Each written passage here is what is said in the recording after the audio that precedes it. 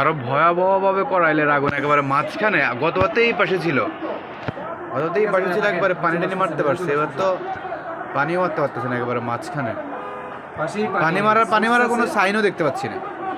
না পানি মারতেছে না তো, পানি মেরার সাইন এখান দিয়ে দুই একটু দেওয়া যায়, হয়তো পোলাপানের প্রস্রাবের মতো, হেতে হেতে কি হবে।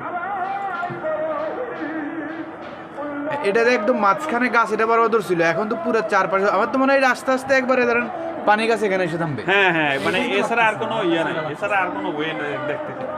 এখানে পুরা কিভাবে আগুন উঠতেছে, এই যে ধোয়া।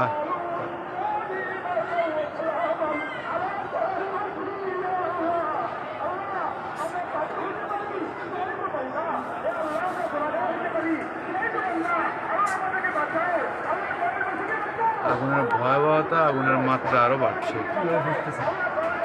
না এটা টিন টুন পিডি খুলে ফেলে।